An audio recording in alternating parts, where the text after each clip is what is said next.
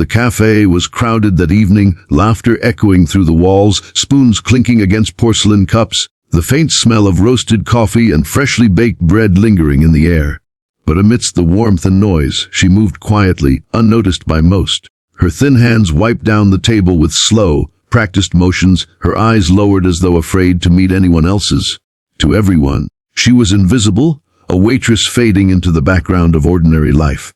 But to one little boy, sitting with his father at the corner table, she was not invisible at all. "Daddy," the boy whispered, tugging at his father's sleeve with excitement.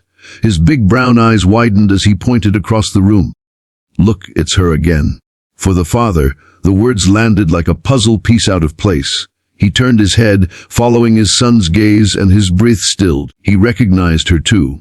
Before we dive deeper into this heartfelt journey, don't forget to support stories like this on Exposed Tales. Hit the like button, share your thoughts in the comments, and subscribe so you never miss these emotional tales that touch the heart. The woman, clad in a simple uniform, her hair tied back in a messy bun, wasn't just a stranger. She was a ghost from his past. But unlike the boy who looked at her with innocent recognition, the father's recognition carried weight, secrets, and memories that clawed their way back to the surface. Her name was Amina. Once, she had dreams bigger than the walls of this cafe, dreams that stretched beyond the limits of a small town and into the world. She had been a top student, known for her kindness and quiet brilliance. Life, however, had not been kind in return. A single betrayal had broken her path, her father's sudden death, debts piling up, and a marriage that had promised happiness but delivered chains. And now she worked here, wiping tables for strangers, her eyes dim but her spirit not yet extinguished. The boy's father, Rihan, shifted uncomfortably in his seat. His son Ali was only 6, but he had sharp eyes, a knack for noticing what adults ignored. "Daddy, she's the same lady who gave me her chocolate last time, remember?" She said I reminded her of her little brother. Rihan's chest tightened. He remembered. A month ago, Ali had been restless, and that same woman, Amina, had crouched down, offering him a piece of chocolate from her pocket. That small act had stayed with his son, carving a permanent memory in his young heart. But Rihan remembered something deeper, something Ali could never know. Years ago, Amina had been someone else in his life. She had been his closest friend in college, the girl who had encouraged him when he doubted himself, the one who had believed in his talent before anyone else. And when his father's business fell apart, she had even offered him her savings so he wouldn't drop out. But he had left. Ambition, greed, and the influence of people richer and louder than her had pulled him away. He had married into wealth, building the empire his father had only dreamed of. And Amina, he hadn't seen her again until now. As Rihan watched her scrub the table, her shoulders hunched and weary, he felt shame claw at his insides. He had everything. Yet here she was, surviving silently, unrecognized by the very world she had once dreamed to change. The cafe door chimed as new customers walked in, and Amina hurried to serve them, her polite smile stretched thin. She moved from table to table, her hands never resting, while the chatter of strangers filled the air. But Rihan could not look away. Every gesture of hers, every tired blink, whispered stories of battles fought in silence. "Daddy," Ali tugged again. "Why does she look so sad?"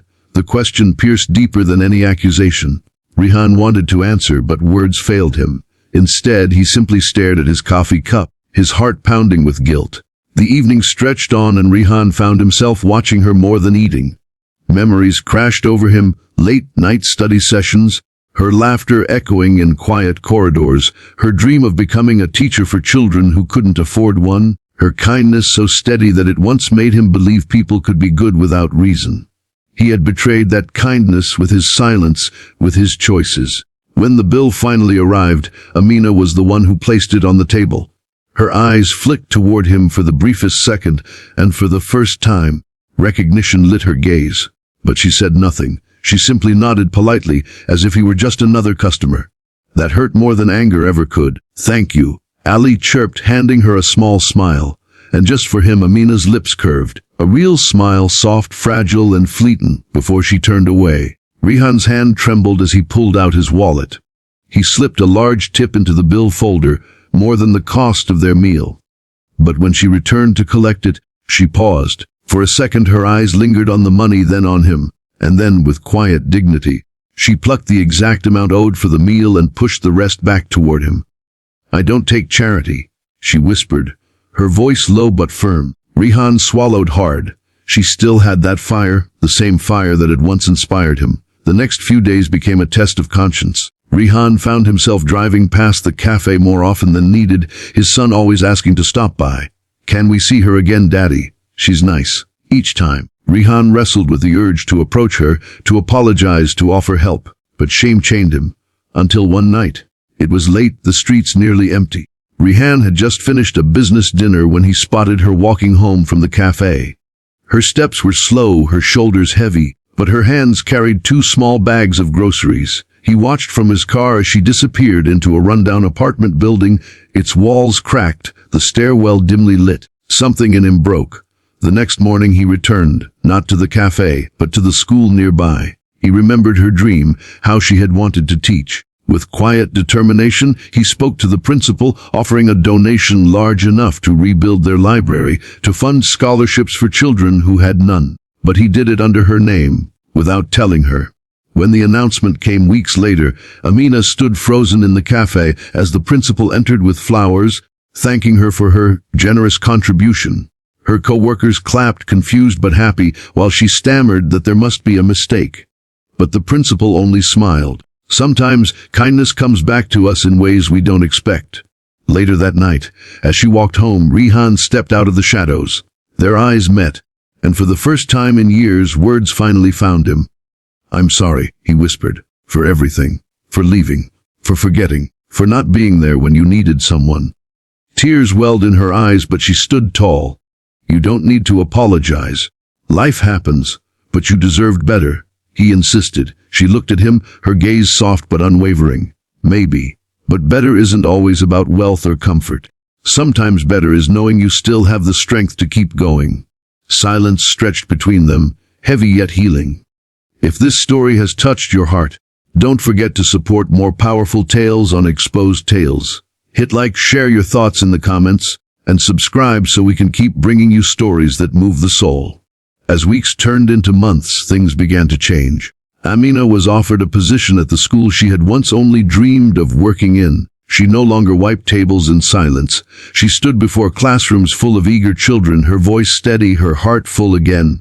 And Ali, he became her favorite visitor, always running into her arms after school, always reminding his father with innocent joy, "Daddy, look, it's her again!" But this time, Rihan didn't feel guilt. He felt gratitude. Because sometimes the people we overlook are the ones who teach us the most about resilience, dignity, and love. And as the story of their lives intertwined once more, it left behind a message stronger than any fortune or title. True wealth lies not in what we own, but in the lives we uplift, the kindness we carry, and the courage to start again.